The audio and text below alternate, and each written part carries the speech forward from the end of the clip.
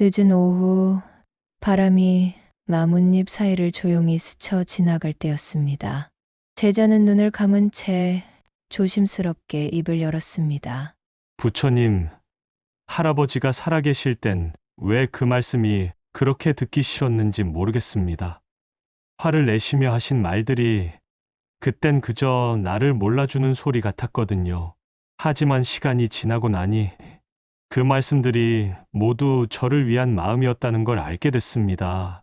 제자의 눈에 맺힌 후회의 기운이 고요한 저녁 하늘처럼 묵직하게 흘렀습니다. 저는 왜 항상 지나고 나서야 깨닫는 걸까요? 그때는 몰랐는데 이제 와서 후회만 남습니다. 그분은 더 이상 제 말을 들을 수 없는 곳에 계시고 저는 뒤늦게 고개를 숙이고 있네요. 부처님은 나무 아래에 앉아 계셨습니다. 빛바랜 나뭇잎 하나가 천천히 제자 앞에 떨어졌습니다. 부처님은 조용히 말씀하셨습니다. 그대는 지금 후회라는 이름의 물결 속에 서 있구나. 이미 떠나간 시간 앞에서 잡을 수 없는 그림자를 붙들고 있는 것이다. 제자는 조용히 고개를 끄덕였습니다. 지나간 말, 지나간 표정, 놓쳐버린 기회들이 모두 마음 안에서 되살아나 아프게 했습니다. 그때 좀 더 따뜻하게 대해드렸더라면, 그 말에 한 번만 더 귀 기울였더라면, 한 번만 안아드렸더라면, 그대도 그런 마음을 품고 있는가? 말 한마디를, 표정 하나를, 뒤늦게 돌이켜보며 가슴을 쥐어짜듯 후회한 적이 있는가? 우리 마음은 이상하지. 그 순간엔 왜 그렇게도 거칠게 굴었는지, 왜 그렇게도 단단히 닫혀 있었는지, 마치 마음이 철문처럼 굳어 있던 것 같다가도, 시간이 조금만 흐르면, 어느새 그 철문은 녹이 슬고, 문득 열려버리곤 하지. 부처님은 다시 제자에게 물으셨습니다. 그대는 그 순간, 사랑을 몰라서가 아니었네. 다만, 그 사랑을 표현하는 법을 잊고 있었을 뿐이야.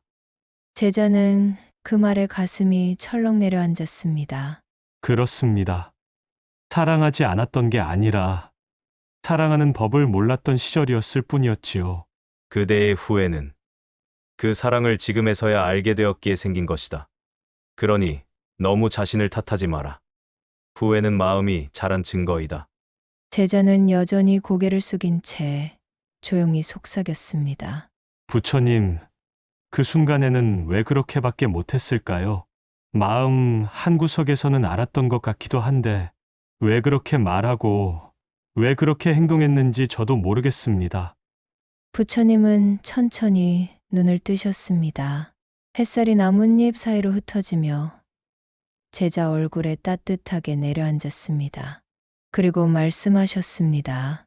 그대는 그때 지금만큼 깊은 눈을 가지고 있지 않았기 때문이네. 제자는 의아한 눈빛을 띄었습니다. 부처님은 이어서 말씀하셨습니다. 꽃도 계절이 되어야 피고, 열매도 시간이 지나야 익듯이, 그대의 마음도 아직 피지 않았던 것이지. 피지 않은 마음으론 향기를 모른다네. 그 말에 제자의 눈동자가 흔들렸습니다. 그럼 그때의 저는 미숙해서 그런 건가요? 부처님은 부드럽지만 단호하게 답하셨습니다. 미숙함이 아니라 아직 도달하지 않은 것뿐이네. 마음은 순간순간 자라고, 깨달음은 시간이 지나야 모습을 드러내지. 제자는 깊은 숨을 들이켰습니다. 마치 지금까지 스스로를 얼마나 탓하며 살아왔는지 그 모든 무게를 잠시 내려놓는 듯 했습니다. 우리는 모두 그런 시기를 지나옵니다. 그 당시엔 나름의 이유가 있었지요. 감정이 앞섰거나 상처가 누적되었거나 내 마음 하나 돌볼 겨를이 없었거나 그때는 그 말이 너무 날카롭게 들렸고 그 표정이 나를 무시하는 것처럼 보였고 그 분위기가 너무 숨막혀서 그냥 도망치고 싶었지요. 그 상황 안에서는 지금처럼 넓게 볼 수가 없었습니다. 부처님은 조용히 말씀하셨습니다. 후회란 이제는 다르게 할 수 있었던 나를 발견한 것이네. 그 말은 그대가 자랐다는 뜻이지. 제자는 눈을 감고 그 말을 되새겼습니다. 지나간 날들은 잘못이 아니라 필요했던 시간들이었을지도 모릅니다. 그렇게 스스로를 지키며 살아낸 그 시절의 나도 사실은 최선을 다했던 존재였겠지요. 이 영상을 들으시는 그대는 어떠한가요? 그때의 그대는 정말 몰라서 그런 게 아니라 그럴 수밖에 없는 마음의 무게를 안고 있었던 건 아니었을까요? 제자는 다시 고개를 들었습니다. 눈빛은 여전히 슬펐지만 어딘가 미세하게 흔들리고 있었습니다. 그 슬픔 속에 아주 조용한 깨달음이 찾아들고 있었던 것입니다. 부처님, 후회는 정말 괴로운 감정입니다. 잊으려 해도 잊히지 않고 곱씹을수록 가슴이 아파옵니다. 부처님은 제자 쪽으로 몸을 살짝 기울이며 말씀하셨습니다. 후회는 잘못이 아니라 사랑을 다 표현하지 못한 마음이네. 그 한마디에 제자의 눈이 붉어졌습니다. 잠시 바람이 스쳐가고 나무 위에 앉았던 새 한 마리가 날아올랐습니다. 사람들은 종종 후회를 죄처럼 여긴다. 하지만 후회는 벌이 아니다. 그것은 마음이 다시 사랑하려는 징조이다. 제자는 천천히 고개를 끄덕였습니다.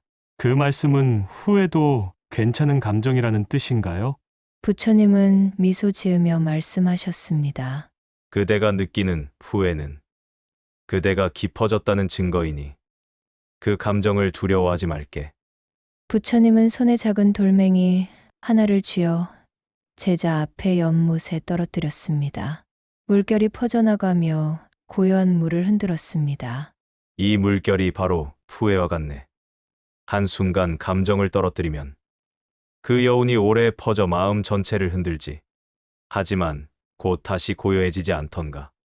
제자는 물결이 사라지는 것을 지켜보았습니다. 그리고 속으로 생각했습니다. 내 마음도 이렇게 다시 고요해질 수 있을까? 부처님은 말없이 연못 위에 떠 있는 작은 연꽃을 가리켰습니다. 연꽃은 진흙에서 피어나지만 진흙에 물들지 않는다. 후회의 진흙 속에서도 그대의 마음은 피어날 수 있다. 후회는 과거의 실수를 기억하는 것이 아니라 지금 이 순간의 나를 비추는 거울이다. 그 거울을 너무 오래 들여다보지만 않는다면 그대는 오히려 더 맑아질 수 있다. 그리고 부처님은 마지막으로 이렇게 말씀하셨습니다. 후회는 지나간 말이 아니라 앞으로 어떤 마음으로 살아갈지를 묻는 질문이네. 잠시 침묵이 흘렀습니다. 제자는 손에 작은 나뭇가지를 쥔 채 천천히 연못을 바라보았습니다. 물결은 이미 사라졌고 그 위엔 하늘이 고요히 비치고 있었습니다. 부처님, 그럼 후회는 어쩌면 그때 하지 못했던 말, 보여주지 못했던 마음을 지금이라도 전하라는 뜻일까요? 부처님은 고개를 끄덕이며 말씀하셨습니다. 그대는 이제 마음이 열렸구나. 후회는 단지 끝이 아니네. 그것은 다시 시작할 수 있는 길을 열어주는 문과 같지. 제자는 놀란 듯 되물었습니다. 하지만 그분은 이제 이 세상에 안 계신걸요. 이제는 아무 말도, 아무 행동도 할 수 없습니다. 부처님은 조용히 연꽃을 바라보며 말씀하셨습니다. 눈앞의 사람만이 그대의 마음을 받는 것이 아니네. 마음은 마음으로 전해지는 법. 그대가 진심으로 기도하고 진심으로 삶을 바꾸어 산다면 그 마음은 반드시 닿게 되어 있지. 제자는 그 말을 듣고 가슴이 벅차올랐습니다. 그리움은 끝이 아니었습니다. 말하지 못한 사랑도 표현하지 못한 감사도 지금 이 자리에서 다시 시작할 수 있었습니다. 그대가 용서를 구할 상대가 더 이상 곁에 없다 해도 그대의 마음이 진심으로 향하면 그 마음은 어디든 흘 수 있습니다. 우리는 자주 이렇게 말하지요. 그때 더 잘할 걸. 조금만 더 따뜻했더라면. 하지만 부처님은 말씀하십니다. 더 잘하지 못한 나도 나였네. 다만 지금은 더 깊어진 나일 뿐이지. 제자는 그제야 비로소 눈물을 흘렸습니다. 억지로 삼키던 후회의 감정이 이제는 흘러도 괜찮다는 걸 깨달았기 때문입니다. 부처님은 마지막으로 이렇게 말씀하셨습니다. 그대의 후회는 삶이 그대에게 준 선물일지도 모른다. 그 선물 덕에 그대는 더 따뜻한 사람이 되었고, 더 조용히 듣는 귀를 가졌으며, 더 깊이 사랑할 수 있는 마음을 가졌으니 말이다. 제자는 부처님의 말씀을 가슴에 새기며 조용히 물었습니다. 부처님, 그럼 저는 지금부터 무엇을 하면 좋을까요? 이미 지나간 일이라면 그저 가만히 마음만 먹으면 되는 건가요? 부처님은 고개를 저으며 말씀하셨습니다. 마음만으로는 부족하네. 이제는 그 마음을 세상에 드러내야 하네. 비로소 마음도 편안해지지. 그 순간 부처님은 바닥에 떨어진 나뭇잎을 주워 제자 손에 쥐어주셨습니다. 이 나뭇잎처럼 가볍게 남을 위해 한번 움직여보게. 그때 그대의 후회는 사랑이 되어 세상에 흘러가게 될 것이네. 그리고 이렇게 구체적인 3가지 방법을 일러주셨습니다. 첫째, 떠올라서 가슴 아픈 사람에게 마음 편지를 써보게. 그 사람이 지금 곁에 있든 이미 멀리 떠났든 상관없네. 종이 한 장에 그 마음을 그대로 써보게. 그때 하지 못한 말, 들려주지 못한 진심, 고마웠던 순간, 미안했던 일. 그 편지는 보내지 않아도 괜찮네. 중요한 건 그대가 그 마음을 의식적으로 마주하는 것이니까. 마음에 걸린 것이 있다면 그것은 여전히 당신을 통해 완성되기를 기다리고 있는 것이다. 둘째, 그때의 나와 조용히 마주 앉아보게. 후회는 타인에게만 향하지 않네.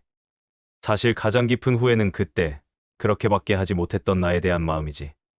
작은 거울을 앞에 두고 혹은 조용한 방 안에서 그때의 나에게 이렇게 말해보게. 그땐 정말 힘들었지. 그래도 잘 버텼어. 괜찮아. 그 말을 듣는 순간 그대 안에 상처받은 마음은 비로소 안심할 것이네. 스스로를 비난하는 마음이 멈추면 외부를 향한 후회도 잦아들게 되니 말이다. 셋째, 지금 곁에 있는 사람에게 지금 표현을 하게. 사람은 너무 자주 사람을 잃은 후에야 말을 하지. 더 표현할 걸. 더 자주 웃어줄 걸. 고맙다고, 미안하다고 말할 걸. 그러니 지금 이 순간 곁에 있는 사람에게 짧은 메시지 하나를 남겨보게. 고마워. 오늘 내가 있어서 참 좋았어. 미안했어. 내 마음 생각 못했네. 지금 건네는 한마디가 훗날의 후회를 조금씩 덜어줄 것이네. 사랑은 거창한 행동이 아니라 지금 여기에 마음을 담는 연습으로부터 시작되니까. 부처님은 마지막으로 이렇게 말씀하셨습니다. 후회는 지나간 일에 매달리는 것이 아니라 지금의 나를 일으키는 불씨가 되어야 하네. 그리고 지금 여기에 그 불씨를 쥐고 있는 것은 바로 그대일세. 해가 저물 무렵 하늘은 붉은 빛으로 물들고 있었습니다. 바람은 한결 잔잔해졌고 제자의 얼굴에도 차분한 기운이 감돌았습니다. 부처님, 후회는 끝나지 않을 것 같은 고통이었는데 지금은 이 아픔조차도 괜찮게 느껴집니다. 부처님은 조용히 고개를 끄덕이며 말씀하셨습니다. 후회는 그대의 삶에 상처를 남기지 않았네. 오히려 그대를 더 깊고 단단한 사람으로 만들었을 뿐이지. 제자는 다시 한번 깊이 숨을 들이쉬었습니다. 그 숨결 속에는 슬픔도 있었고 감사도 있었습니다. 그리고 그는 조용히 말했습니다. 그때 하지 못한 말이 이제 제 삶의 방향이 되었습니다. 그분께 직접 드리지 못한 사랑을 이제는 다른 이들에게 나누겠습니다. 부처님은 미소 지으며 연못을 바라보셨습니다. 연못 위에 작은 바람이 지나고 수면이 흔들렸다 다시 고요해졌습니다. 흔들리는 마음도 곧 고요해진다. 그 고요 속에서 진짜 사랑이 시작되는 것이네. 그대도 지금 무언가를 후회하고 있는가? 그때 하지 못한 말이 지금도 마음속에 남아 있는가? 그렇다면 그 후회는 그대를 괴롭히기 위해 존재하는 것이 아니라 그대를 더 따뜻한 사람으로 이끌기 위해 주어진 선물일지 모릅니다. 삶이란 결국 다 하지 못한 사랑을 다시 연습하는 여정입니다. 그러니 너무 늦었다 말지 마세요. 너무 부족했다 탓하지 마세요. 지금 이 순간 그대가 다시 사랑을 선택한다면 과거의 모든 후회는 마침내 평온한 꽃으로 피어날 것입니다. 부처님은 마지막으로 말씀하셨습니다. 그대를 괴롭히던 후회는 이제 그대를 밝혀줄 등불이 되었구나. 그 불빛 따라 그대의 길을 조용히 걸어가게.